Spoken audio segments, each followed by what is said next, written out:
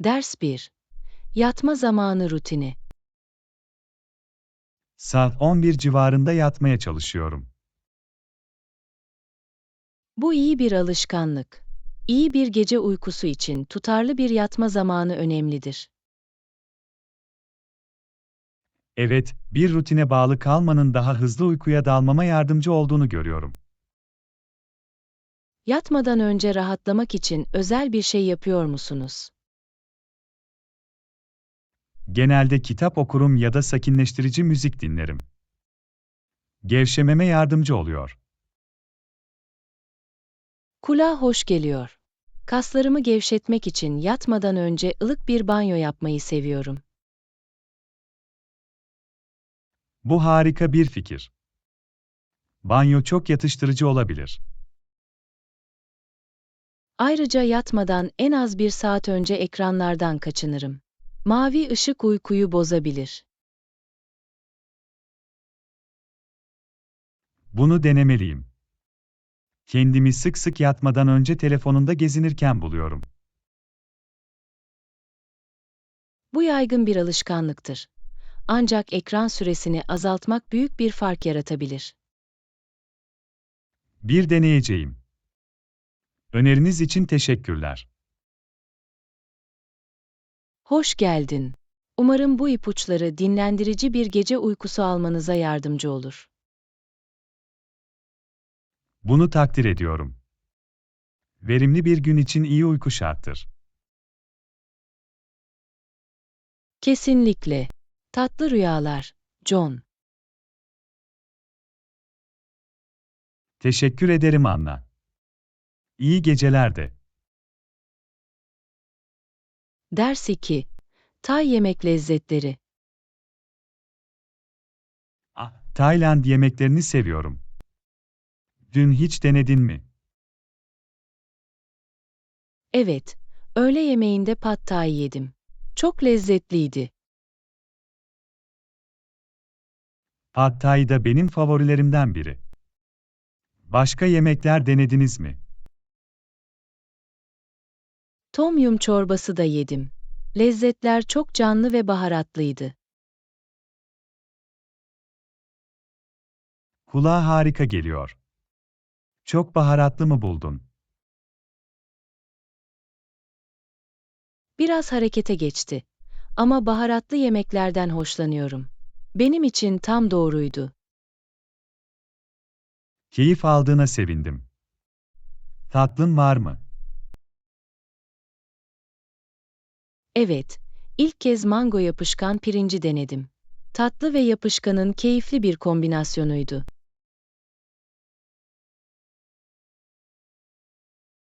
Mango yapışkan pirinç klasik bir Tay tatlısıdır. Beğendiğine sevindim. Neden bu kadar popüler olduğunu anlayabiliyorum. Son zamanlarda yeni Tayland yemekleri denediniz mi? Geçenlerde yeşil köri yedim ve harikaydı. Tatlar çok zengin ve kokuluydu. Yeşil köri denemek için listemde. Bu konuda harika şeyler duydum. Kesinlikle denemelisin. Bence bundan zevk alacaksın. Yapacağım. Tavsiye için teşekkürler John. Hoş geldin, Anna. Tayland yemekleri her zaman bir zevktir. Kesinlikle. Yakında buraya tekrar gelelim ve daha fazla yemek deneyelim. Bu bir plan gibi geliyor. Bunu dört gözle bekliyorum. Ben de, John. Bu bir mutfak macerası olacak. Aslında, Anna. O zamana kadar, dünkü Tayland bayramının anılarının tadını çıkaralım. Ders 3. Ürün satışlarını analiz etme. Ürün satışlarında bir düşüş olduğunu fark ettim. Sebepleri analiz etmemiz gerekiyor. Bu endişe verici. Neler olduğunu anlamak için veri toplayalım. Kabul ettim. Her ürün kategorisi için satış rakamlarını incelemeliyiz. Herhangi bir sorunu belirlemek için müşteri geri bildirimlerine de bakabiliriz. İyi fikir. Herhangi bir kalite veya fiyatlandırma endişesi olup olmadığını öğrenmemiz gerekiyor. Pazar trendlerini de değerlendirmek önemlidir. Rakiplerimiz daha iyi alternatifler sunuyor mu? Kesinlikle. Önde kalmak için rekabetçi bir analiz yapmalıyız. Pazarlama stratejilerimizi de gözden geçirmeliyiz. Hedef kitlemize etkili bir şekilde ulaşıyor muyuz? Bu çok önemli bir nokta. Pazarlama kampanyalarımız ayarlamalara ihtiyaç duyabilir. Ayrıca dağıtım kanallarımızı da değerlendirmeliyiz. Herhangi bir darboğaz veya verimsizlik var mı? Dağıtım katkıda bulunan bir faktör olabilir. Sorunsuz lojistik sağlamalıyız. Satış ekibini de dahil etmeliyiz. Müşterilerle etkileşimde bulunmaktan değerli içgörülere sahipler. Haklısın. Satış ekibi girdisi, müşteri ihtiyaçlarının daha derin bir anlaşılmasını sağlayabilir. Tüm verilere sahip olduğumuzda, analiz edebilir ve kalıpları veya korelasyonları tanımlayabiliriz. O analiz, satış düşüşünün temel nedenlerini belirlememize yardımcı olacaktır. Oradan, sorunları ele almak ve satışları artırmak için bir eylem planı geliştirebiliriz.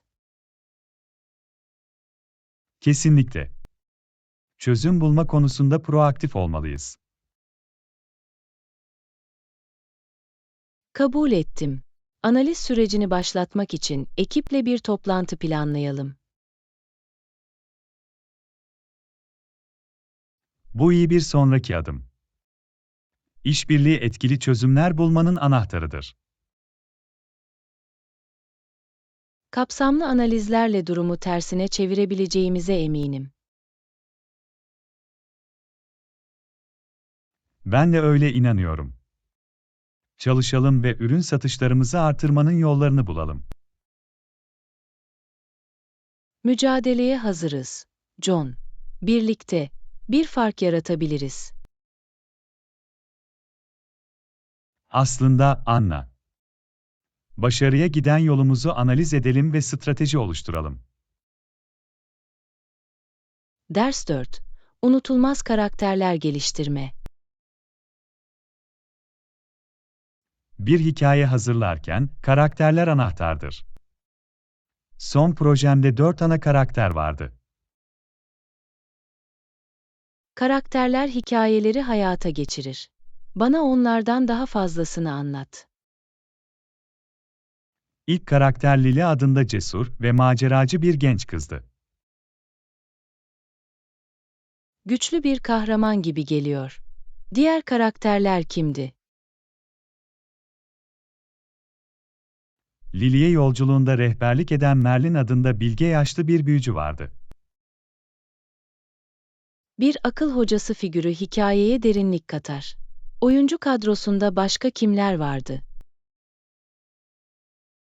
Lily'nin sadık ve yaramaz arkadaşı Finn adında konuşan bir tilkiydi. Hayvan karakterleri benzersiz bakış açıları sağlayabilir. Son karakter kimdi?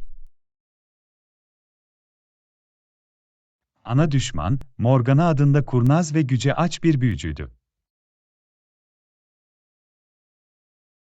Kötü adamlar çatışma ve gerginlik ekler. Bu karakterler nasıl etkileşime girdi? Lily ve Finn birlikte zorluklarla karşı karşıya kalırken güçlü bir bağ kurdular. Arkadaşlık ve takım çalışması önemli temalardır. Peki ya Merlin ve Morgana? Merlin, Lily'nin akıl hocası olarak görev yaptı ve kaderine doğru rehberlik etti. Morgana sürekli ilerlemelerini engellemeye çalıştı. İyi ve kötü arasındaki klasik bir savaş. Herhangi bir karakter yayları veya gelişimi. Lily çekingen bir kız olarak başladı ama sonunda cesur bir kahraman haline geldi. Karakter gelişimi zorlayıcıdır. Okuyucularınız onlarla bağlantı kurdu mu? Evet, birçok okuyucu Lily'nin yolculuğuyla empati kurdu ve karakterleri unutulmaz buldu. Bu iyi hazırlanmış karakterlerin işaretidir. Bir sonraki yazma projeniz nedir? Karmaşık bir geçmişi olan bir dedektif karakteri olan gizemli bir roman üzerinde çalışıyorum. İlgi çekici. Derinliğe sahip karakterler gizemleri daha ilgi çekici hale getirir. İlerlemeniz hakkında beni güncel tutun. Yapacağım, Anna. Karakterler hikayeleri gerçekten canlandırıyor. Yapıyorlar. John. Mutlu yazılar ve karakterleriniz okuyucuları büyülemeye devam etsin. Teşekkür ederim Anna. İşte hikayelerimizde unutulmaz karakterler yaratmak için. Ders 5. Ev yapımı hamur yapma. Hamuru nasıl yaparsın? Zor mu? Hayır, aslında oldukça kolay. Sadece birkaç basit malzemeye ihtiyacınız var. Ev yapımı hamur yapmak için hangi malzemelere ihtiyacım var? Un, su, maya, tuz ve biraz şekere ihtiyacınız olacak. Herhangi bir özel ekipman veya alete ihtiyacım var mı? Bir karıştırma kabı, ölçü kapları ve bir tahta kaşık işe yaramalıdır. Hamur yapma işlemine nasıl başlarım? Önce maya ve şekeri ılık suyla karıştırın ve köpürene kadar birkaç dakika bekletin. Maya ve şeker karışımının amacı nedir? Maya hamurun kabarmasına yardımcı olur ve şeker mayayı besleyerek büyümesine yardımcı olur. Maya karışımı hazır olduğunda bir sonraki adım nedir? Tahta kaşıkla karıştırırken yavaş yavaş karışıma un ve tuz ekleyin. Ne kadar un eklemeliyim? Bir bardak un ile başlayın ve hamur yumuşak, hafif yapışkan bir top oluşturana kadar daha fazlasını eklemeye devam edin. Hamuru yoğurmalı mıyım? Evet, hamuru hafifçe unlanmış bir yüzeye çevirin ve pürüzsüz ve elastik hale gelene kadar yaklaşık 5-10 dakika yoğurun. Hamurun kabarmasına izin vermem gerekir mi? Evet, hamuru yağlanmış bir kaseye koyun. Temiz bir mutfak havlusu ile örtün ve ılık bir yerde yaklaşık 1 saat veya 2 katına çıkana kadar mayalanmaya bırakın. Son adım nedir? Hava kabarcıklarını serbest bırakmak için hamuru delin ve tarifinizde şekillendirilmeye veya kullanılmaya hazırdır. Talimatlar için teşekkürler Anna. Evde hamur yapmayı denemek için sabırsızlanıyorum. Hoş geldin, John. Ev yapımı hamur çok yönlü ve lezzetlidir. Bununla deneyerek eğlenin. Yapacağım, Anna. Rehberliğiniz için minnettarım. Mutfakta ellerimizi sıkalım. Ders 6. Günlük rutinde sağlığa öncelik verme. Rutin, değil mi? Evet, aldım. Sağlığımı bir öncelik haline getirmem gerektiğini fark ettim. Bu harika, John. Kendine bakmak esastır. Hangi değişiklikleri yapıyorsunuz? Vücudumu hareket ettirmek ve enerjilendirmek için sabah antrenmanıyla başlıyorum. Egzersiz, güne başlamak için harika bir yoldur. Başka ne? Daha fazla meyve ve sebze gibi daha sağlıklı yiyecek seçeneklerini yemeklerime dahil ediyorum. Dengeli bir diyet vücudunuzu ve zihninizi besler. Başka ayarlamalar var mı? Ayrıca farkındalık uygulamak gibi rahatlama ve stres yönetimi için zaman ayırıyorum. Zihinsel sağlığınıza dikkat etmek de aynı derecede önemlidir. Şimdiye kadar işler nasıl gidiyor? Zorlu ama ödüllendirici. Gün boyunca daha enerjik ve odaklanmış hissediyorum. Bu olumlu bir işaret. Herhangi bir engelle karşılaştınız mı? Ara sıra eski alışkanlıklara geri dönmek cazip geliyor ama kendime hedeflerimi hatırlatıyorum ve bağlı kalıyorum. Kararlı kal, John. Uzun vadeli refahınız için olumlu değişiklikler yapıyorsunuz. Teşekkür ederim Anna.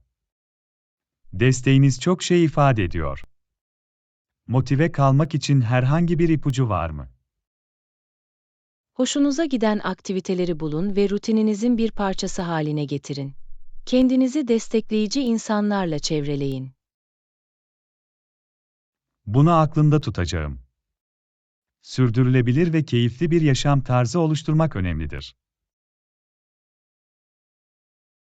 Kesinlikle. Unutmayın, küçük adımlar uzun süreli sonuçlara yol açar. Doğru yoldasın. Teşvik ettiğin için minnettarım Anna.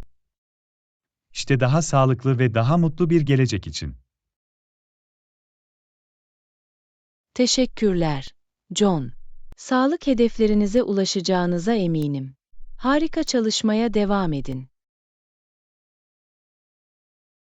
Yapacağım, Anna. Refahımıza öncelik vermek için birbirimize ilham verelim. Ders 7.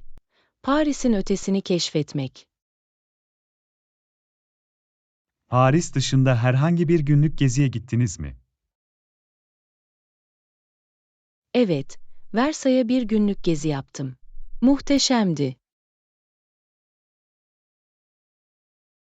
Versailles hakkında en çok neyi sevdin? Sarayın ihtişamı ve çarpıcı bahçeleri beni huşu içinde bıraktı. Paris'ten Versailles'e gitmek kolay mıydı?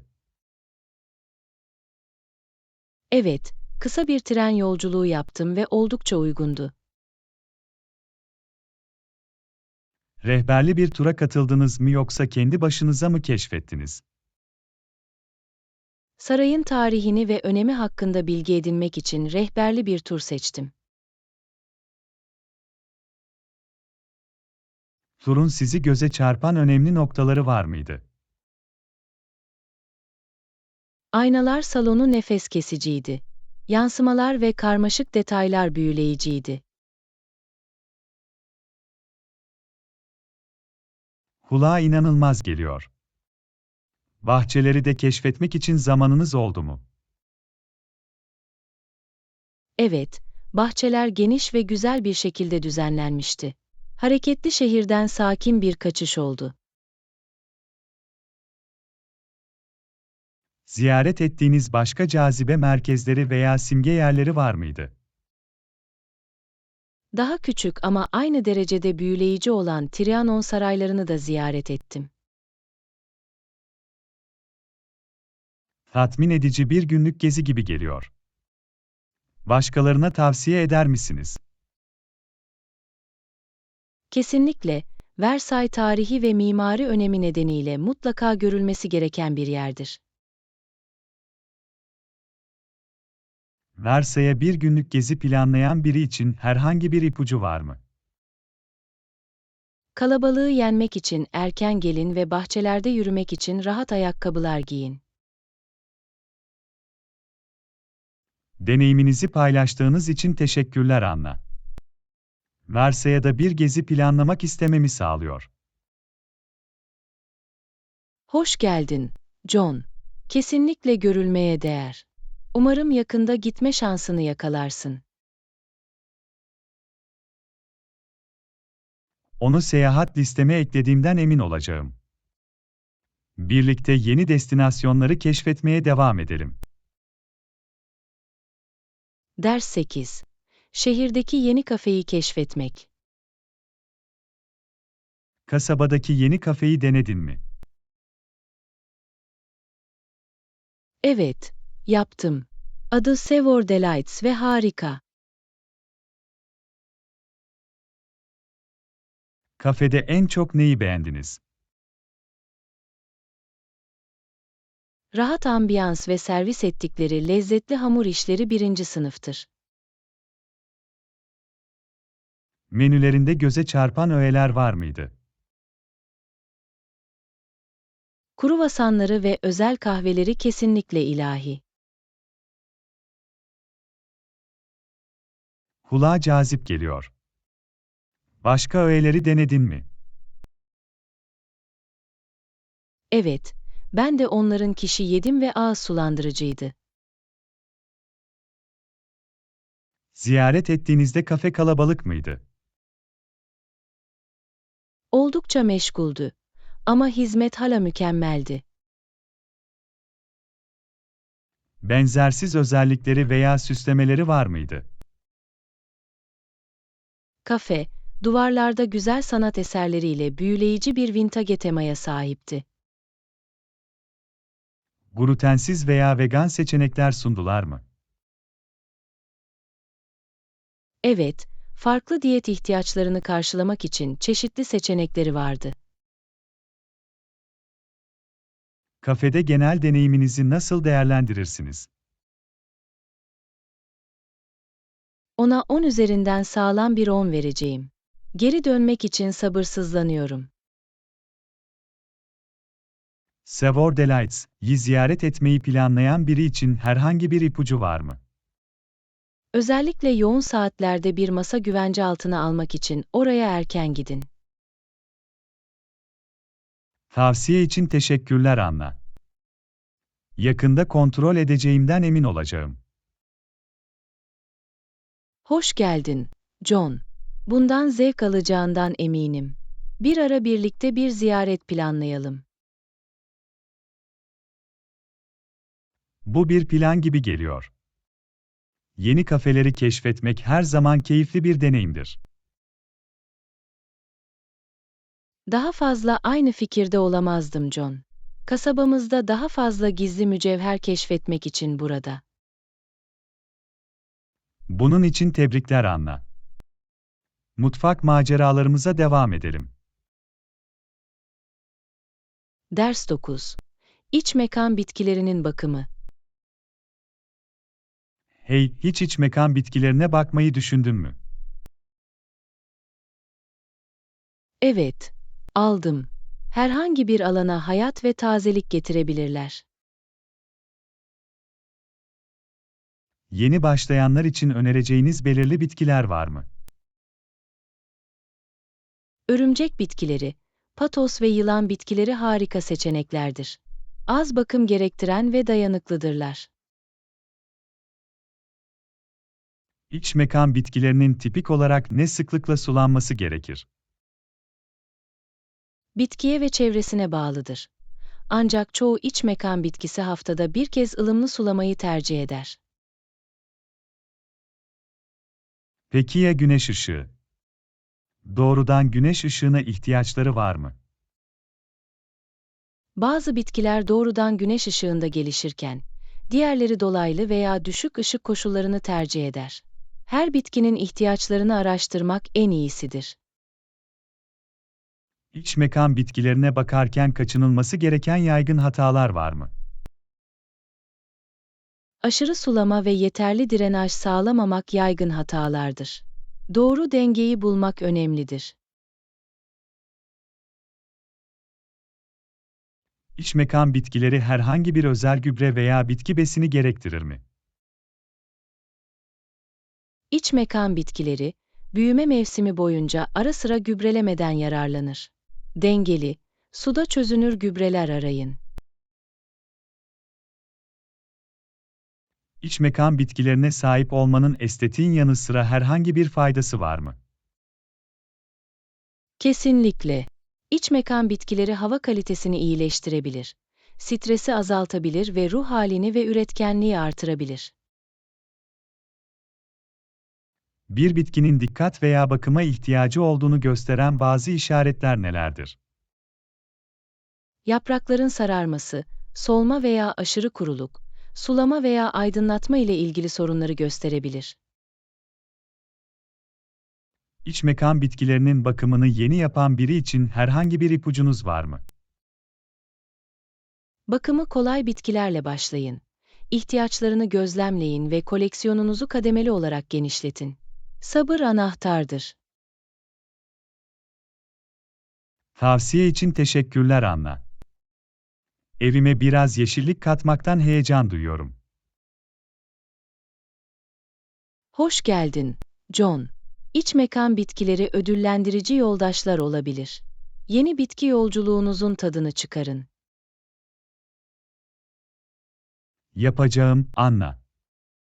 Doğanın güzelliğini kendi yaşam alanlarımızda takdir edelim. Ders 10. Uygun fiyatlı seçenekleri bulma. Uygun fiyatlı seçenekler bulmak için herhangi bir ipucunuz var mı? Kesinlikle. Bir ipucu. Bir satın alma işlemi yapmadan önce fiyatları çevrimiçi olarak karşılaştırmaktır. Karşılaştırmalı alışveriş için önerdiğiniz belirli web siteleri veya platformlar var mı? Amazon, eBay gibi web siteleri ve Google Alışveriş gibi fiyat karşılaştırma motorları en iyi fırsatları bulmanıza yardımcı olabilir. Peki ya yerel alışveriş? Mağazalarda uygun fiyatlı seçenekler bulmak için herhangi bir ipucu var mı? Satışlara, gümrükleme bölümlerine dikkat edin ve daha iyi fiyatlar için yoğun olmayan sezonlarda alışveriş yapmayı düşünün. Paradan tasarruf etmenize yardımcı olabilecek herhangi bir uygulama veya kupon web sitesi var mı? Evet, Honey, Rakuten gibi uygulamalar ve Retailmenot gibi kupon web siteleri çeşitli ürünlerde indirimler ve fırsatlar sunar. Bakkaliye gelince, para biriktirmek için herhangi bir strateji var mı? Yemek planlamak, alışveriş listesi yapmak ve kupon kullanmak, market masraflarından tasarruf etmenize yardımcı olabilir.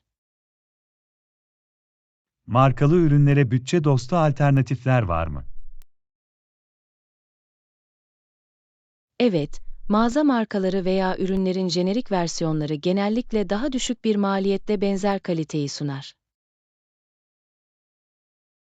Peki ya kıyafetler? Uygun fiyatlı giyim seçenekleri bulmak için herhangi bir ipucu var mı?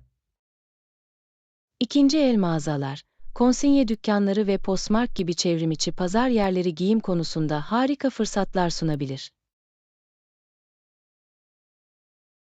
Eğlence ve boş zaman etkinliklerinden nasıl tasarruf edilebilir? Ücretsiz topluluk etkinlikleri arayın, yerel parkları keşfedin ve pahalı kablo paketleri yerine akış hizmetlerine abone olmayı düşünün. Para biriktirmek için başka genel ipuçları var mı? Bir bütçe belirleyin, harcamalarınızı izleyin ve ihtiyaçlarınızı isteklere göre önceliklendirin. Kişi dürtüsel satın almaya nasıl direnebilir ve bütçeye bağlı kalabilir? Bir satın alma işlemi yapmadan önce kendinize bir soğuma süresi verin ve bunun gerekli veya dürtüsel bir satın alma olup olmadığını kendinize sorun. Bu değerli ipuçlarını paylaştığınız için teşekkür ederiz Anna. Onları kesinlikle aklımda tutacağım. Hoş geldin, John. Para biriktirmek ödüllendirici bir alışkanlık olabilir. Uygun fiyatlı seçenekler bulmanın avantajlarından yararlanın. Yapacağım, Anna. Akıllıca finansal seçimler yapalım ve paramızı daha da ileri götürelim. Ders 11. Talimatların ve kuralların farkında olmak. Bu çok uygun. Bilmem gereken herhangi bir talimat veya kural var mı? Evet, spor salonunda uyulması gereken birkaç önemli kural var. Bana spor salonunun görgü kurallarına genel bir bakış verebilir misiniz? Tabii ki. Kullandıktan sonra ekipmanı silin. Başkalarının kişisel alanına saygı gösterin ve yüksek sesli veya rahatsız edici davranışlardan kaçının. Özel kıyafet kodu gereksinimleri var mı?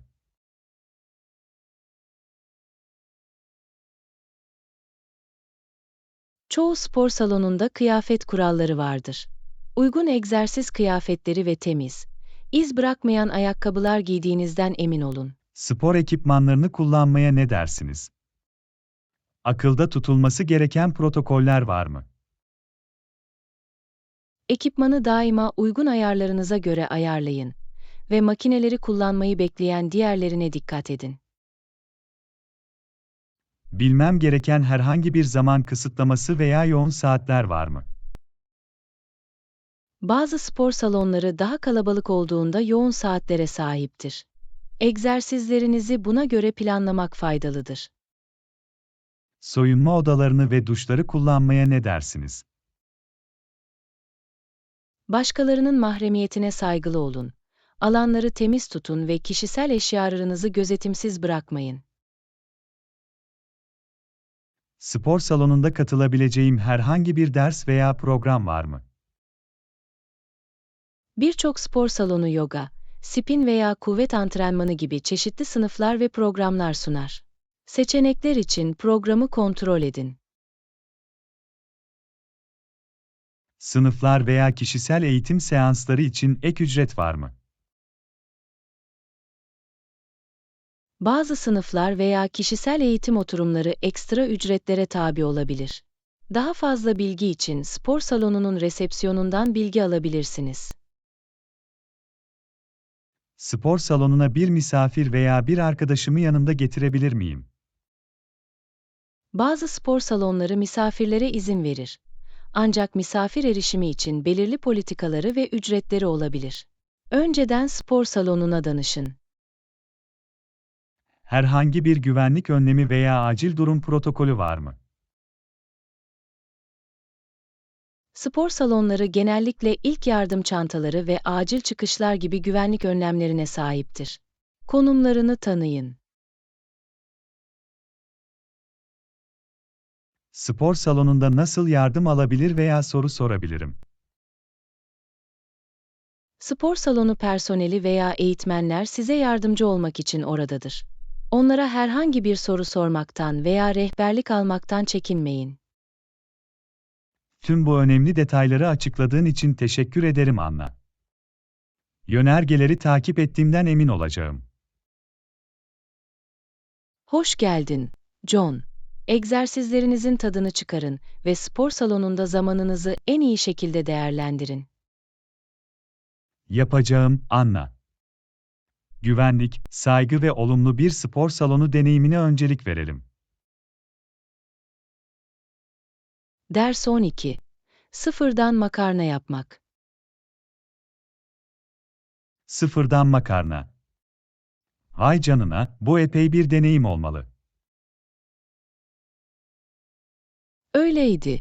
Sıfırdan makarna yapmak ödüllendirici ve eğlenceli bir süreçtir. Ev yapımı makarna yapmak için hangi malzemelere ihtiyacımız var?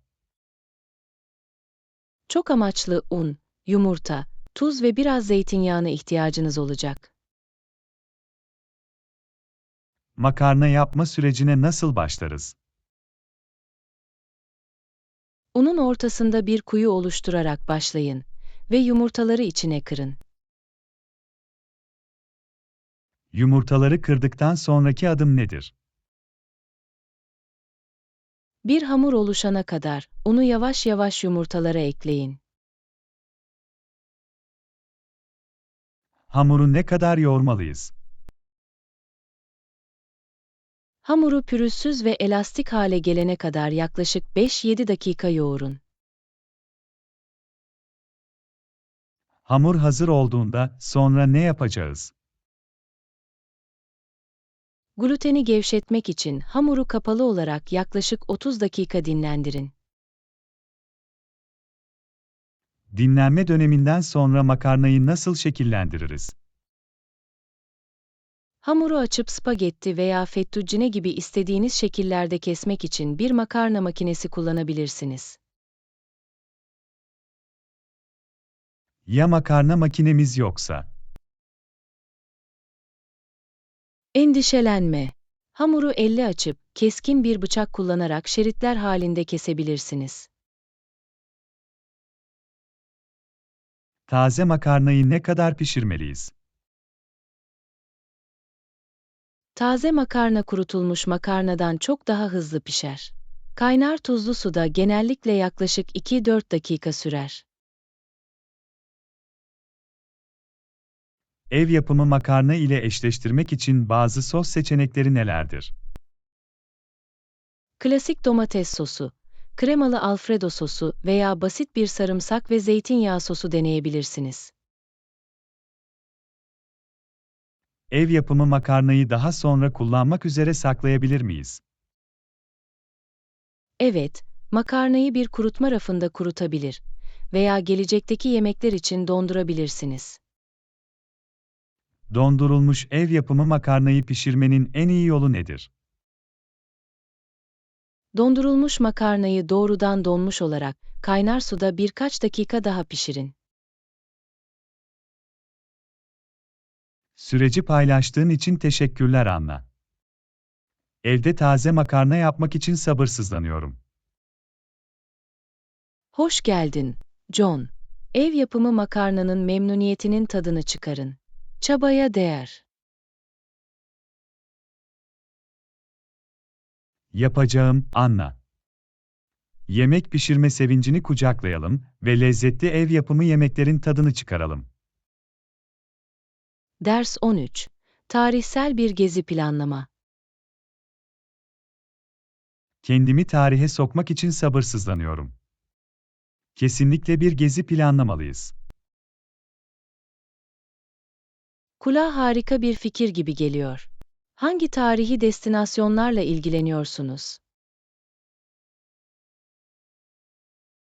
Her zaman Roma'yı ziyaret etmek ve antik Roma kalıntılarını keşfetmek istemişimdir.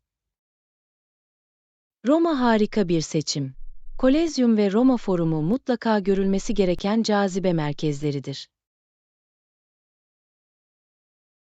Avrupa'da tavsiye ettiğiniz başka tarihi yerler var mı? Yunanistan'daki Atina, Akropolis gibi inanılmaz tarihi mekanlara sahip bir başka büyüleyici destinasyondur. Peki ya Avrupa dışındaki tarihi yerler? Mısır tarih açısından zengindir. Giza piramitleri ve Krallar Vadisi keşfedilecek ikonik yerlerdir. Kulağa ilgi çekici geliyor. Kendi ülkemizdeki tarihi gezilere ne dersiniz? Washington, D.C., National Mall ve Smithsonian müzeleri gibi simge yapılara sahip bir tarih hazinesidir. Rehberli turları düşünmeli miyiz yoksa kendi başımıza keşfetmeli miyiz? Hedefe ve tercihinize bağlıdır. Rehberli turlar derinlemesine bilgi sağlayabilir. Ancak kendi başımıza keşfetmek esnekliğe izin verir. Tarihi gezimizden en iyi şekilde nasıl yararlanabiliriz? Her sitenin tarihsel önemini önceden araştırın ve daha derin içgörüler için yerel rehberler tutmayı düşünün. Yılın tarihi geziler için en iyi zamanı var mı? Daha konforlu bir deneyim için yoğun turistik mevsimlerden kaçınmak idealdir. Omuz mevsimlerini veya yoğun olmayan dönemleri kontrol edin. Tarihi bir gezi için ne paketlemeliyiz? Yürüyüş için rahat ayakkabılar, hafif giysiler ve anıları yakalamak için bir kamerayı unutmayın. Farkında olmamız gereken herhangi bir kültürel gelenek veya görgü kuralları var mı? Yerel gelenekleri araştırın ve belirli kurallara veya yönergeye uyarak tarihi yerlere saygı gösterin. Tarihi gezimizi nasıl daha eğitici ve ilgi çekici hale getirebiliriz? Müzeleri ziyaret edin, tarihi canlandırmalara katılın ve sitelerde sunulan etkileşimli deneyimlere katılın. Tüm bu değerli bilgiler için teşekkür ederim, Anna. Tarihi maceramızı planlamaktan heyecan duyuyorum. Hoş geldin, John. Zaman içinde bir yolculuğa çıkalım ve tarihin harikalarını ortaya çıkaralım. Katılıyorum, Anna. İşte deneyimleri zenginleştirici ve geçmişi keşfetmenin heyecanı. Ders 14. Elektrikli arabaları keşfetmek. Elektrikli otomobil yelpazesi etkileyici görünüyor. Geleneksel arabalara kıyasla oldukça uygun fiyatlı mı? Evet, elektrikli otomobiller son yıllarda özellikle hükümet teşvikleri ve vergi kredileriyle daha uygun fiyatlı hale geldi. Elektrikli arabalar genellikle tek bir şarjla ne kadar uzağa gidebilir? Menzil modele bağlı olarak değişir. Ancak birçok elektrikli otomobil tam şarjla 200 milden fazla seyahat edebilir. Uzun mesafeli seyahat için yeterli şarj istasyonu var mı? Şarj altyapısı hızla genişliyor ve şu anda büyük otoyollar boyunca ve kentsel alanlarda birçok şarj istasyonu var. Elektrikli bir arabayı şarj etmek ne kadar sürer? Şarj süreleri şarj cihazının türüne bağlı olarak değişir. Hızlı şarj cihazları yaklaşık 30 dakika ila 1 saat içinde %80 şarj sağlayabilir. Farklı şarj cihazları var mı? Evet, standart bir ev prizi kullanan seviye 1 şarj cihazları, ev kurulumu için seviye 2 şarj cihazları ve halka açık kullanım için hızlı DC şarj cihazları vardır. Elektrikli arabalar evde şarj edilebilir mi? Kesinlikle. Çoğu elektrikli araç sahibi, araçlarını evde profesyonel kurulum gerektiren seviye 2 şarj cihazı kullanarak şarj eder. Elektrikli ve geleneksel otomobiller arasında bakım farkı var mı? Elektrikli otomobillerin daha az hareketli parçası vardır. Bu nedenle geleneksel içten yanmalı motorlu arabalara kıyasla genellikle daha az bakım gerektirirler. Peki ya elektrik ve benzin maliyeti? Elektrik maliyeti genellikle benzin fiyatlarından daha düşük olduğundan, elektrikli otomobillerin yakıtlanması genellikle benzinli arabalardan daha ucuzdur. Elektrikli otomobil satın almak için devlet teşvikleri var mı? Evet, birçok hükümet elektrikli arabaların benimsenmesini teşvik etmek için vergi kredileri, indirimler ve indirimli kayıt ücretleri gibi teşvikler sunar. Elektrikli otomobillerin çevresel etkileri ne durumda? Elektrikli otomobiller, hava kirliliğini ve sera gazı emisyonlarını azaltmaya yardımcı olan sıfır egzoz borusu emisyonu üretir. Elektrikli arabalar geleneksel arabalar kadar güçlü olabilir mi? Elektrikli otomobiller, elektrik motorundan anında tork iletimi ile etkileyici hızlanma ve performans sunabilir. Farklı elektrikli otomobil türleri var mı? Evet, tamamen elektrikli otomobiller, elektrikli ve benzinli gücü birleştiren plug-in hibrit arabalar ve geniş menzilli elektrikli arabalar bulabilirsiniz. Elektrikli bir otomobilin aküsünün ömrü nedir? Elektrikli bir araba aküsünün ömrü değişir. Ancak çoğu üretici, belirli sayıda yıl veya mil boyunca bozulmayı kapsayan garantiler sunar. Elektrikli arabaya sahip olmanın herhangi bir sakıncası var mı? Bazı bölgelerde sınırlı şarj altyapısı ve geleneksel otomobillere kıyasla daha yüksek ön maliyet dikkate alınması gereken faktörlerdir. Tüm bilgiler için teşekkürler Anna. Elektrikli arabalar kesinlikle uygun bir seçenek gibi görünüyor. Hoş geldin, John. Elektrikli arabalar uzun bir yol kat etti ve hem çevre hem de cüzdanınız için birçok fayda sağlıyorlar. Katılıyorum Anna.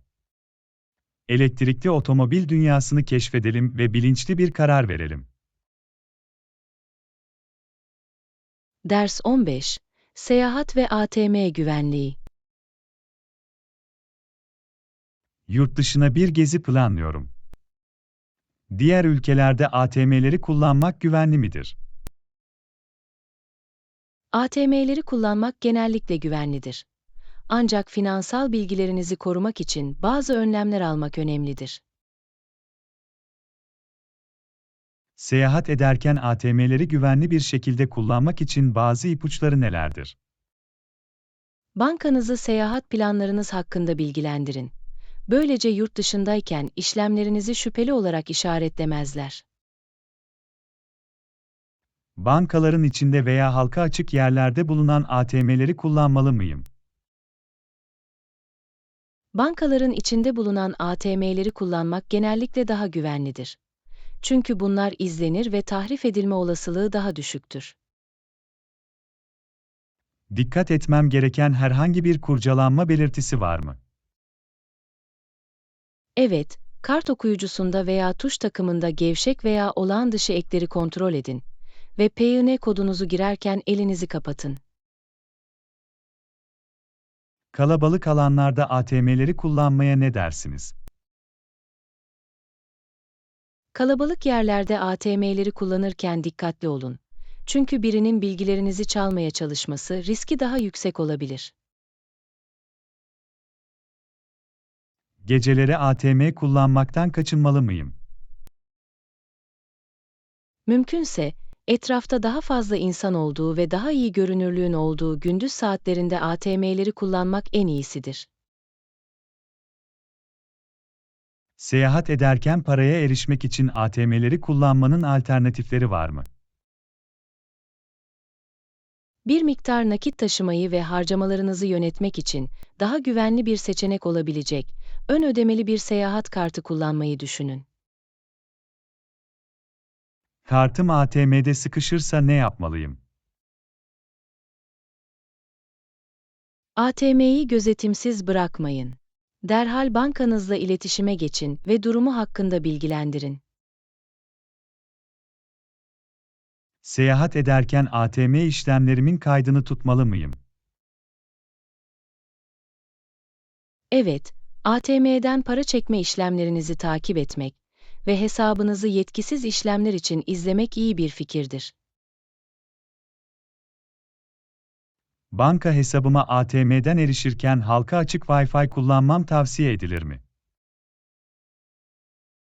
Hassas işlemler için halka açık Wi-Fi kullanmaktan kaçınmak en iyisidir. Güvenli ağlara bağlı kalın veya mobil verilerinizi kullanın. Banka kartımı seyahat ederken alışveriş yapmak için kullanabilir miyim? Evet, banka kartınızı satın alımlar için kullanabilirsiniz. Ancak dikkatli olun ve yalnızca saygın kuruluşlarda kullanın. Banka kartım seyahat ederken kaybolursa veya çalınırsa ne olur? Kayıp veya hırsızlığı bildirmek için hemen bankanızla iletişime geçin.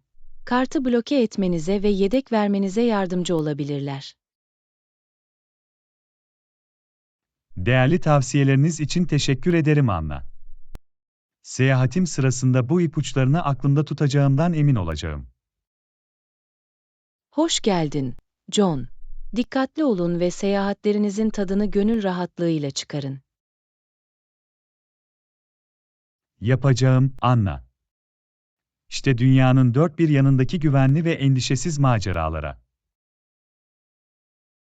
Ders 16. Seyahat noktalarını keşfetmek. Seyahat destinasyonlarının çeşitliliğine her zaman hayran kalıyorum. Genelde onlar hakkında bilgiyi nasıl bulursun, Anna?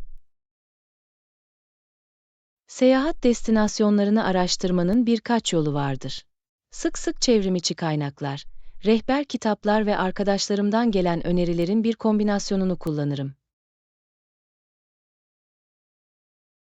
Hangi çevrimiçi kaynakları en yararlı buluyorsunuz? İncelemeler, öneriler ve turistik yerler ve konaklama yerleri hakkında bilgiler için TripAdvisor ve Lonely Planet gibi seyahat web sitelerine güveniyorum.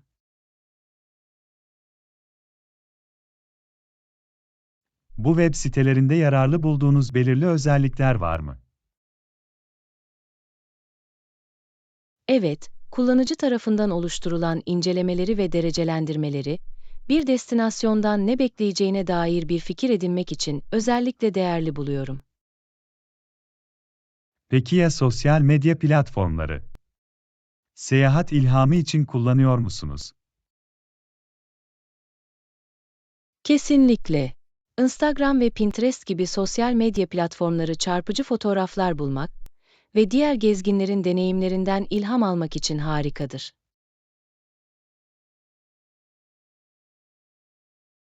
Peki ya seyahat blogları? Onları yararlı buluyor musunuz? Evet, seyahat blogları, oldukça yararlı bulduğum çeşitli destinasyonlar hakkında derinlemesine bilgi, kişisel deneyimler ve pratik ipuçları sağlayabilir. Takip ettiğiniz favori seyahat blogcularınız veya web siteleriniz var mı? Yazma tarzı ve önerileri benimle rezonansa giren birkaç seyahat blog yazarım var. Tercihlerinize uygun kaynaklar bulmak her zaman iyidir.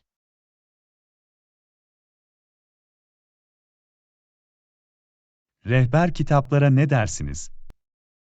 Dijital çağda hala kullanıyor musunuz? Rehber kitaplar, özellikle haritalar, yerel bilgiler ve önerilen güzergahlar içeren somut bir kaynağa sahip olmayı tercih ediyorsanız, yine de yararlı olabilir. Önerdiğiniz özel rehber kitap yayıncıları var mı? Lonely Planet, Raguides ve Fodors, farklı destinasyonlar için kapsamlı ve güvenilir rehberler sunan tanınmış yayıncılardır. Bir seyahat destinasyonu seçerken arkadaşlarınızdan ve ailenizden gelen önerileri dikkate alıyor musunuz? Kesinlikle. Kişisel öneriler paha biçilmez olabilir. Güvendiğiniz ve ilk elden deneyime sahip insanlardan içgörüler elde edersiniz. Seyahat bilgileri için güvendiğiniz başka kaynaklar var mı? Seyahat forumları ve çevrimiçi topluluklar, diğer gezginlerin deneyimlerini paylaştıkları ve soruları yanıtladıkları harika bir bilgi kaynağı olabilir. Peki ya seyahat acenteleri? Hedef önerileri için onlara hiç danıştınız mı? Seyahatlerimi çoğunlukla bağımsız olarak planlarken, seyahat acenteleri yardımcı olabilir. Özellikle özel tavsiye arıyorsanız veya karmaşık güzergahlar planlıyorsanız. Seyahat destinasyonlarını araştırmaya yeni başlayan biri için herhangi bir ipucunuz var mı? Farklı destinasyonları çevrimiçi olarak keşfederek geniş çapta başlayın. Seyahat bloglarını okuyun ve ilham alın. Ardından ilgi alanlarınıza ve tercihlerinize göre daraltın. Seyahat araştırma yöntemlerinizi paylaştığınız için teşekkür ederiz, Anna. Bir sonraki maceramı planlamaya başlayacağım için heyecanlıyım. Hoş geldin, John. Yeni destinasyonları keşfetme ve unutulmaz anılar yaratma yolculuğunun tadını çıkarın. Yapacağım, Anna. İşte keşif sevinci ve yeni ufuklar keşfetmenin heyecanı. Ders 17. Sulu boya için sentetik fırçalar. Sentetik fırçaların uygun fiyatlı olduğunu ve sulu boyalar için iyi çalıştığını duydum. Hem sulu boya hem de diğer ortamlar için çalışıyorlar mı? Evet, sentetik fırçalar çok yönlüdür ve sulu boya, akrilik ve guaj dahil olmak üzere çeşitli ortamlarla kullanılabilir. Sentetik fırçalar sulu boya için doğal saç fırçaları kadar iyi midir? Doğal saç fırçalarının kendine özgü nitelikleri olsa da, sentetik fırçalar uzun bir yol kat etti ve sulu boya için mükemmel sonuçlar sağlayabilir. Sentetik fırçaları sulu boyalar için iyi bir seçim yapan nedir? Sentetik fırçalar, sulu boya boyamada pürüzsüz ve kontrollü fırça darbelerine izin vererek suyu ve pigmenti iyi tutma yetenekleriyle bilinir. Sulu boya için farklı sentetik fırça türleri var mı? Evet, her biri farklı teknikler ve efektler için uygun yuvarlak, düz ve filbert fırçalar gibi çeşitli şekil ve boyutlar mevcuttur.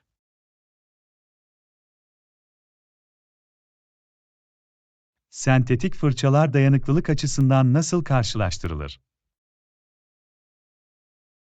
Sentetik fırçalar genellikle doğal saç fırçalarından daha dayanıklıdır. Çünkü su ve çözücülerden zarar görmeye daha az eğilimlidirler. Sentetik fırçalar doğal saç fırçalarının yumuşaklığını taklit edebilir mi? Sentetik fırçalar doğal saç fırçalarının tam yumuşaklığına sahip olmasa da, bazı yüksek kaliteli sentetik fırçalar performans açısından yaklaşabilir. Sentetik fırçalar özel bakım veya temizlik gerektirir mi? Sentetik fırçaların temizlenmesi doğal saç fırçalarından daha kolaydır. Her kullanımdan sonra su ve yumuşak sabunla iyice durulayın. Sulu boya için herhangi bir marka veya sentetik fırça serisi önerebilir misiniz? Sentetik sulu boya fırçaları için bazı popüler markalar Princeton, Escoda Versatil ve Da Vinci Cosmo Top Spin'dir. Sentetik fırçalar için bütçe dostu seçenekler var mı? Evet, çeşitli markalardan uygun fiyatlı sentetik fırça setleri mevcuttur. Ve bu da onları bütçeli sanatçılar için erişilebilir kılar. Yeni başlayanlar sulu boya için sentetik fırçalar kullanabilir mi? Kesinlikle. Sentetik fırçalar, doğal saç fırçalarının daha yüksek fiyat etiketi olmadan iyi performans sundukları için yeni başlayanlar için mükemmel bir seçimdir. Sulu boya için sentetik fırça kullanmanın herhangi bir sınırlaması var mı? Sentetik fırçalar, ıslak boyama gibi belirli teknikleri etkileyebilecek doğal saç fırçaları kadar su tutmayabilir. Bununla birlikte, çoğu sulu boya tekniği için hala iyi çalışırlar.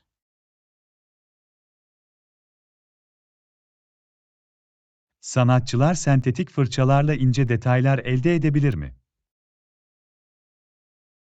Evet, sulu boya boyamada ince detaylar için sentetik fırçalar kullanılabilir. Sivri uçlu fırçalar arayın veya astar fırçası kullanmayı deneyin. Sulu boya sentetik fırçaları hakkındaki bilginizi paylaştığınız için teşekkür ederiz Anna. Bir sonraki resmimde denemek için heyecanlıyım. Hoş geldin, John. Sentetik fırçaların çok yönlülüğünü keşfetmenin keyfini çıkarın ve sulu boya kreasyonlarınızla eğlenin. Yapacağım, Anna.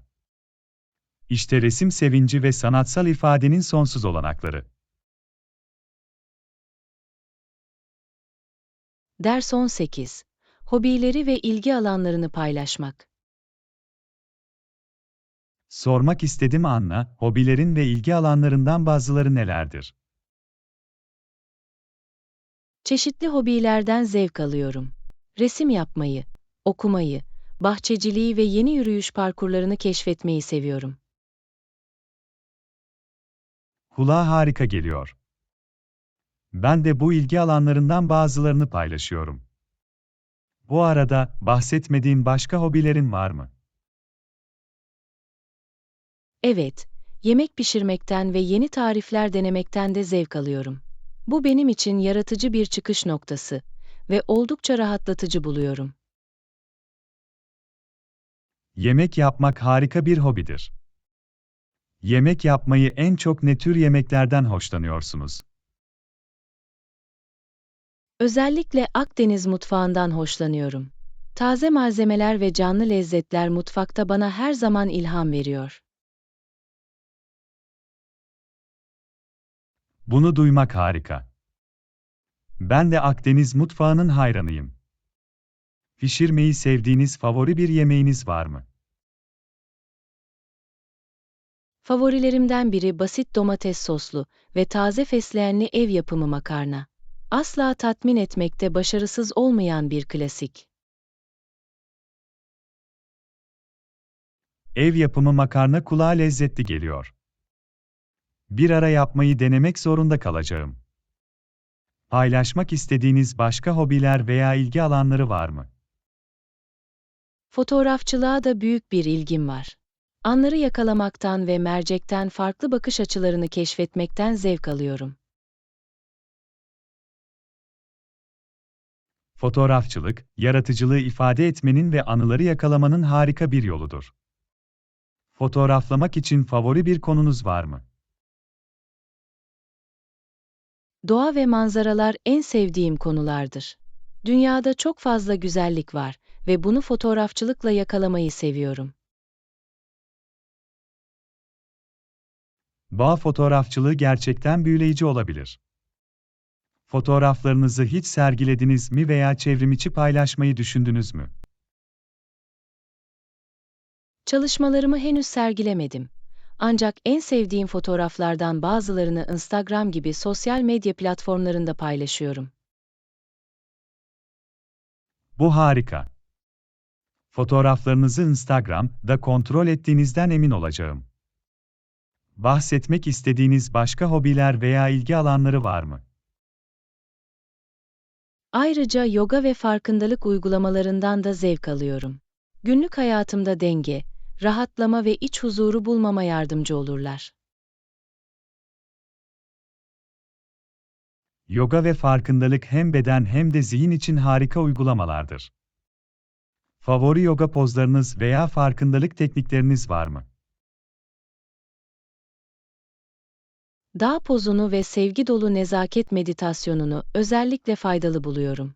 Topraklanmış hissetmemi ve şefkat geliştirmemi sağlarlar. Bunlar harika seçimler. Onları kendi rutinime dahil etmem gerekecek. Hobilerinizi ve ilgi alanlarınızı paylaştığınız için teşekkür ederiz, Anna. Hoş geldin, John. Paylaşılan tutkular üzerinden bağlantı kurmak her zaman güzeldir. Hobileriniz hakkında daha fazla bilgi edinmek için sabırsızlanıyorum. Aynı şekilde, Anna. İşte ilgi alanlarımızın peşinden gitmenin ve hobilerimizde tatmin bulmanın sevinci. Ders 19. Doğayı keşfetmek. Doğayı keşfetmek için sabırsızlanıyorum. Temiz hava, güzel manzaralar ve macera duygusu beni heyecanlandırıyor. Ben de. Doğada olmak gençleştiricidir. Yaşamın meşgulliğinden kopmamızı ve etrafımızdaki harikaları takdir etmemizi sağlar. Kesinlikle. Parkurlarda yürüyüş yapmayı, gizli mücevherleri keşfetmeyi ve kendimizi vahşi doğanın huzuruna sokmayı dört gözle bekliyorum. Harika bir deneyim olacak. Nefes kesen manzaraları ve ağaçlarda cıvıldayan kuşların seslerini zaten hayal edebiliyorum. Doğanın bize güzelliğini hatırlatmanın ve bize yavaşlamamızı ve basit sevinçleri takdir etmemizi hatırlatmanın bir yolu vardır. Bu fırsat için minnettarım. Doğanın bizi topraklamanın ve olayları perspektife sokmanın bir yolu vardır. Bu deneyimi seninle paylaştığım için minnettarım John. Aynı şekilde, Anna. Birlikte keşfederek, fotoğraf çekerken ve kalıcı anılar yaratırken çok eğleneceğiz. Kameramı topladım ve açık hava maceramızın özünü yakalamak için sabırsızlanıyorum. Doğa bize sonsuz ilham veriyor.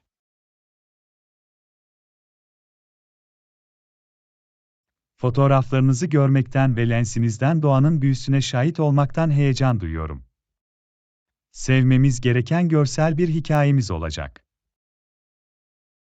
Doğanın sunabileceği çok şey var. Görkemli dağlar, sakin göller ve canlı bitki örtüsü. Sürekli değişen güzelliğe sahip bir tuval. Katılıyorum. Doğanın harikalarına ilk elden tanık olacağız ve gezegenimizin gerçekte ne kadar inanılmaz olduğunu hatırlatacak. Doğadaki zamanımızdan en iyi şekilde yararlanalım. Getirdiği huzuru kucaklayalım ve bizi çevreleyen unsurlarla bağlantı kuralım. Kesinlikle. Yürüyüş yapacağız, temiz havayı soluyacağız ve güneşi cildimizde hissedeceğiz. Doğanın kucaklamasında yeniden şarj olmak ve uyum bulmak için bir şans. Doğanın ruhumuzu beslemenin ve ruhlarımızı gençleştirmenin bir yolu vardır. Kendimizi kucaklamasına sokmak için bu fırsat için minnettarım. Daha iyi söyleyemezdim. Bu maceraya atılalım, kalplerimizi doğanın harikalarına açalım ve ömür boyu sürecek anılar yaratalım. Ders 20. Yürüyüş gezisi planlama. Manzaralı yollar kulağa mükemmel geliyor. Yürüyüş gezisine çıkacağım için heyecanlıyım. Doğa ile bağlantı kurmanın harika bir yolu olacak. Kesinlikle. Doğal parkurları keşfetmek, dış mekanın güzelliğine tanık olmamızı ve fiziksel olarak kendimize meydan okumamızı sağlar. Kesinlikle. Şimdi, o parkurlara nasıl ulaşabileceğimizi bulalım. Ulaşım konusunda önerileriniz var mı? Makul bir mesafe içinde ise patika kadar gidebiliriz. Aksi takdirde, toplu taşıma veya arkadaşlarınızla araba paylaşmayı düşünebiliriz. İyi nokta. Sürüş, özellikle birden fazla parkuru keşfetmek veya uzun bir süre kalmak istiyorsak, bize daha fazla esneklik sağlayacaktır. Ayrıca, kendi aracımıza sahip olmak, sırt çantaları, yürüyüş botları ve kamp ekipmanları gibi gerekli tüm ekipmanları getirmemizi sağlar. Bu doğru. Yolculuk için uygun donanıma ve malzemelere sahip olduğumuzdan emin olmalıyız. Planlama yaparken başka nelere dikkat etmeliyiz? Zorluk seviyeleri, uzunlukları ve gerekli izinler veya ücretler dahil olmak üzere parkurları önceden araştırmak önemlidir. Kesinlikle. Yürüyüş deneyimimize ve fiziksel yeteneklerimize uygun parkurları seçmek istiyoruz. Güvenlik her zaman bir öncelik olmalıdır.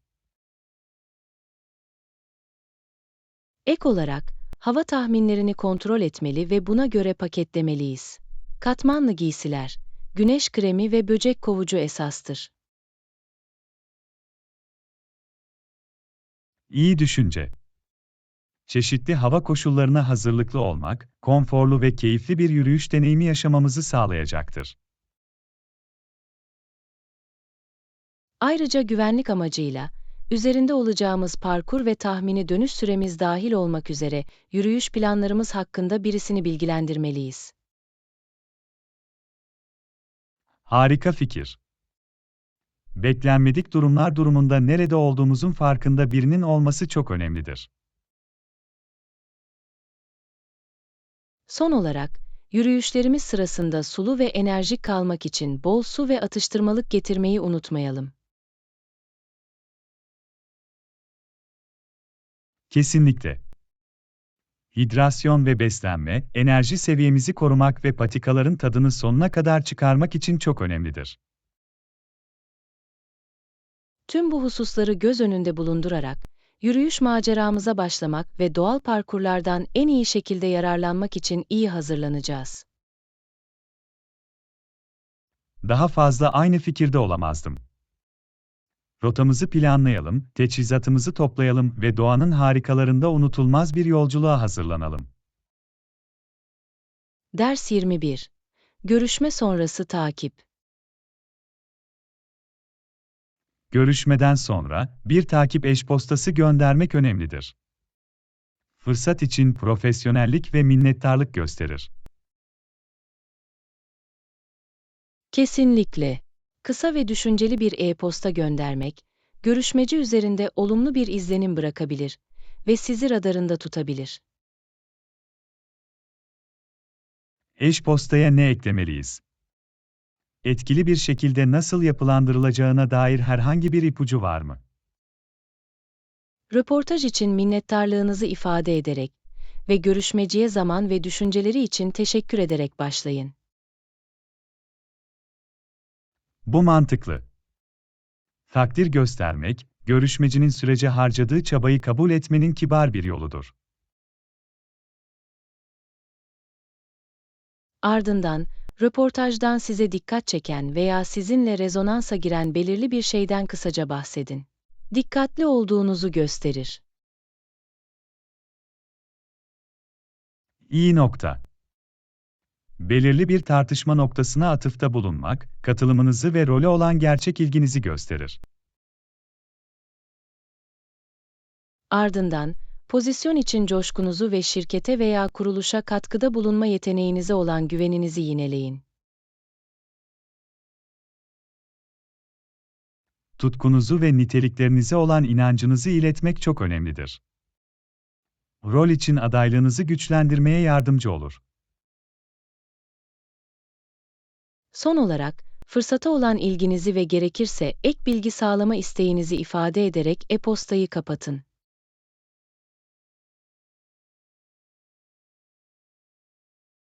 Olumlu bir notla bitirmek ve daha fazla iletişim için kapıyı açık bırakmak, e-postayı tamamlamanın iyi bir yoludur. Kesinlikle. E-postayı özlü, profesyonel ve hatasız tutun. Netlik ve doğruluk sağlamak için göndermeden önce düzeltin. Detaylara dikkat etmek çok önemlidir. İyi hazırlanmış ve hatasız bir e-posta, iletişim becerilerinize olumlu yansır. Görüşmeci adıyla hitap etmeyi ve saygılarımla veya saygılarımla gibi profesyonel bir selamlama kullanmayı unutmayın. Uygun görgü kurallarını kullanmak ve e-posta boyunca profesyonel bir ton sağlamak, kalıcı bir izlenim bırakmak için önemlidir. Her şeyi inceledikten sonra, o gönder düğmesine basın ve bir yanıt için sabırla bekleyin. Takip, proaktif doğanızı gösterir. Sabırla beklemek çok önemlidir. Görüşmeciye bilgiyi işlemesi ve karar vermesi için zaman vermek önemlidir. Ve unutmayın, işe alamasanız bile, Olumlu ve profesyonel bir tutum sürdürmek gelecekteki fırsatlara yol açabilir. Bu doğru. Sektörde ağ kurmak ve olumlu ilişkiler kurmak yeni olasılıklara kapılar açabilir. Öyleyse, minnettarlığımızı, coşkumuzu ve profesyonelliğimizi yansıtmasını sağlayarak takip eşpostasını hazırlayalım. Kabul ettim. İyi hazırlanmış bir e-posta göndererek olumlu bir izlenim bırakacağız ve başarı şansımızı artıracağız. Ders 22. Parti hazırlığı ve ayakkabı alışverişi. Parti için iyi hazırlandığımızdan emin olmalıyız. Ne giyeceğini düşündün mü? Kesinlikle. Zaten bir elbise seçtim ama kıyafeti tamamlamak için yeni ayakkabılar arıyorum. Bu iyi bir fikir. Doğru ayakkabı tüm görünümünüzü yükseltebilir. Ne tür ayakkabılar arıyorsunuz? Zarif ve rahat bir şey düşünüyorum. Belki rahatlıktan ödün vermeden dans edebileceğim bir çift topuklu ayakkabı. Konfor çok önemlidir, özellikle akşamın çoğunda ayakta kalacaksanız. Yastıklı tabanlık ile topuklu ayakkabılar aramayı düşündünüz mü? Evet, kesinlikle. Yastıklı tabanlık ekstra konfor sağlar ve herhangi bir rahatsızlık duymadan partinin tadını çıkarmama yardımcı olur. Harika. Peki ya stil ve renk? Elbisenize uygun bir şey mi yoksa göze çarpan bir şey mi istiyorsunuz? Elbisemi tamamlayan, tercihen siyah veya nude gibi nötr renkte bir şey istiyorum. Gelecekteki etkinlikler için de çok yönlü olacak. Nötr renkler güvenli bir seçimdir. Farklı kıyafetlerle iyi gitme eğilimindedirler. Herhangi bir çevrimiçi mağaza veya butik kontrol ettiniz mi? Evet, iyi bir seçime sahip saygın bir mağaza bulmak için çevrimiçi geziniyor ve yorumları okuyorum. Kaliteli ayakkabılar aldığımdan emin olmak istiyorum. Bu akıllı bir yaklaşım. İncelemeleri okumak size ayakkabının konforu ve dayanıklılığı hakkında bir fikir verebilir. Şimdiye kadar şansın var mı? Umut verici görünen birkaç seçenek buldum. Muhtemelen denemek ve hangisinin en uygun olduğunu görmek için birkaç çift sipariş edeceğim. Onları denemek çok önemlidir. Ayakkabıların düzgün oturmasını sağlamak ve ayaklarınız için yeterli desteği sağlamak önemlidir. Kesinlikle. Uygun olmayan ayakkabılar rahatsızlığa neden olabilir ve hatta ayak problemlerine yol açabilir. Ne pahasına olursa olsun bundan kaçınmak istiyorum. Mükemmel çifti bulduğunuzda, partiden biraz önce onları kırmayı unutmayın, böylece giymeleri daha rahat olur. İyi nokta. Alışmak ve partide sürprizleri önlemek için onları kısa süre evin etrafında giydiğimden emin olacağım.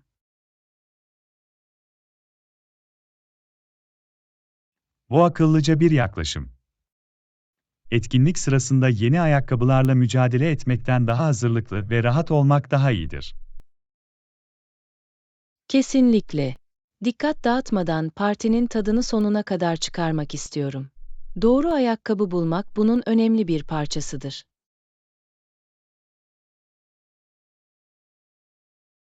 Mükemmel çifti bulacağınıza eminim. Kıyafetiniz tamamlanacak ve partide harika vakit geçirmeye hazır olacaksınız. Desteğin için teşekkürler John. İdeal ayakkabıları bulmaktan ve gece boyunca dans ettiğim için heyecanlıyım. Hoş geldin, Anna. Hepinizin giyindiğini ve eğlendiğini görmek için sabırsızlanıyorum. Kimiz için de unutulmaz bir akşam olacak. Ders 23. Yürüyerek keşfetmek. gizli mücevherleri ortaya çıkarma.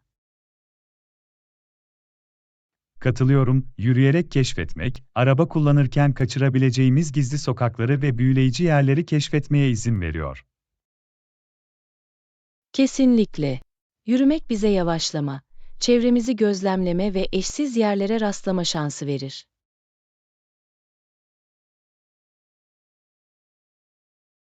Mahallemizde veya yeni bir şehirde yavaşça gezinerek ne kadar çok şey keşfedebileceğimiz büyüleyici. İlginç kafelere, yerel butiklere veya başka türlü fark edemeyeceğim güzel parklara rastlamayı seviyorum. Mini bir maceraya atılmak gibi. Her köşe keyifli bir sürpriz veya gizli bir mücevher potansiyeline sahiptir. Ve bu sadece destinasyonlarla ilgili değil. Yolculuğun kendisi manzaraları, sesleri ve atmosferi alarak keyifli hale gelir. Bu doğru. Yürümek, kendimizi yerel kültüre kaptırmamızı ve yerle daha güçlü bir bağlantı hissetmemizi sağlar. Ayrıca, aktif kalmanın ve egzersizi bir angarya gibi hissetmeden günlük rutinimize dahil etmenin harika bir yoludur. Yürüme, hem fiziksel hem de zihinsel sağlığımıza fayda sağlayan düşük etkili bir egzersizdir. Bu bir kazan-kazan durumu. Ve aynı zamanda çevre dostu. Yürüyerek keşfetmeyi seçerek, karbon ayak izimizi azaltıyor ve daha yeşil bir çevreye katkıda bulunuyoruz. Kesinlikle. Sürdürülebilir yaşama ve gezegen üzerindeki etkimizin daha bilinçli olma yolunda küçük ama anlamlı bir adımdır. Ayrıca yürümenin yerlilerle ve diğer yayalarla kendiliğinden etkileşimler için fırsatlar yarattığını görüyorum. Yeni insanlarla tanışmak ve sohbetlere katılmak, keşiflerimize ekstra bir zenginlik katmanı katabilir. Fotoğrafçılık fırsatlarını da unutmayalım. Yürümek, benzersiz anları ve perspektifleri yakalamamızı sağlar. Bu doğru. Her adım, ister çarpıcı bir mimari ister pitoresk bir sokak olsun, fotoğrafa layık yeni bir sahne sunar. Yani, mahallemizi yürüyerek keşfetmek ve birlikte hangi gizli hazineleri keşfedebileceğimizi görmek için bir gün planlayalım mı? Kulağa harika bir fikir gibi geliyor. Dolaşmak, bilinmeyeni kucaklamak ve kalıcı anılar yaratmak için bir gün ayıralım. Bizi hangi sürprizlerin beklediğini görmek için sabırsızlanıyorum. İşte yürüyerek keşfetmenin ve gizli mücevherleri ortaya çıkarmanın keyfine varın. Bunun için tebrikler Anna. Bu keşif ve takdir macerasına atılırken ayaklarımızın rehberimiz olmasına izin verin. Ders 24. Önümüzdeki verimli bir gün. Önümüzde verimli bir gün gibi geliyor, gerçekten. Peki ya sen? Bugün için belirli bir göreviniz veya hedefleriniz var mı? Evet, tamamlamak istediğim görevlerin bir listesi var. İlk önce, iş için bir raporu bitirmem ve amirime göndermem gerekiyor. Bu önemli. Raporu tamamladıktan sonra bir başarı hissine sahip olacaksınız ve diğer görevlere odaklanabilirsiniz. Kesinlikle. Bundan sonra, gelen kutumu düzenlemeyi ve bekleyen eş-postalara yanıt vermeyi planlıyorum. Dağınıklığı gidermenin ve her şeyin üstesinden gelmenin zamanı geldi.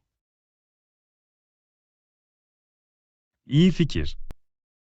Temiz ve düzenli bir gelen kutusu, üretkenliği artırmaya yardımcı olur ve önemli mesajları kaçırmamanızı sağlar. Sonra, yaklaşan bir proje için araştırma yapmak ve bilgi toplamak için biraz zaman ayırmak istiyorum. Kapsamlı bir hazırlık gerektirir. İyi yürütülen bir proje için araştırma şarttır. Değerli içgörüler toplamak ve bilinçli kararlar almak için zaman ayırın. Ayrıca bitirmek istediğim kitaptan en az bir bölüm okumak gibi kişisel bir hedefim var. Gevşemenin ve kişisel gelişime yatırım yapmanın bir yolu. Bu harika bir alışkanlık. Okuma zihinsel uyarım sunar, bilgiyi genişletir ve günlük rutinlerimizden bir mola sağlar. Son olarak, kısa bir egzersiz seansında sıkışmak istiyorum. Fiziksel sağlığımıza dikkat etmek, iş görevlerimiz kadar önemlidir. Kesinlikle. Egzersiz enerji seviyelerini artırır, stresi azaltır ve genel refahı artırır.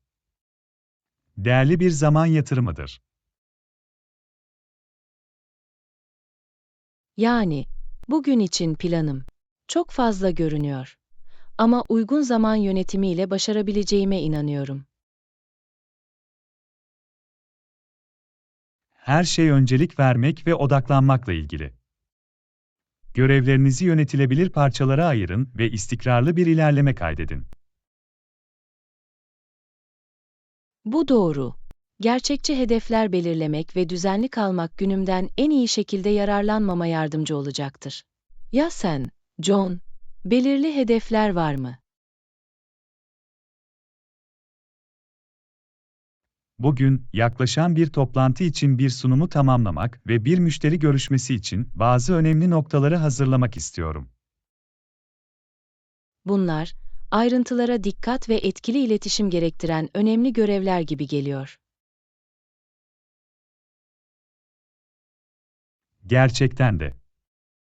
Ek olarak, yapılacaklar listemi gözden geçirmeyi ve güncellemeyi planlıyorum, devam eden projelerde yolda olduğundan emin oluyorum. Bakımlı bir yapılacaklar listesi, düzenli kalmak ve görevlere öncelik vermek için değerli bir araçtır. Önemli şeylerin çatlaklardan kaymasını önlemeye yardımcı olur. Son olarak, üzerinde çalıştığım yaratıcı bir proje için yeni fikirler için beyin fırtınası yapmak için biraz zaman harcamak istiyorum. Yeni bakış açılarını keşfetmek için bir fırsat. Kulağa heyecan verici geliyor. Beyin fırtınası oturumları yaratıcılığı ateşleyebilir ve yenilikçi çözümlere yol açabilir. Tatmin edici ve verimli bir gün için sabırsızlanıyorum. Zamanımızdan en iyi şekilde yararlanalım ve hedeflerimize ulaşalım. Kabul ettim. Başarılı bir başarı ve kişisel gelişim günü için. Görevlerimize başlayalım ve gerçekleştirelim.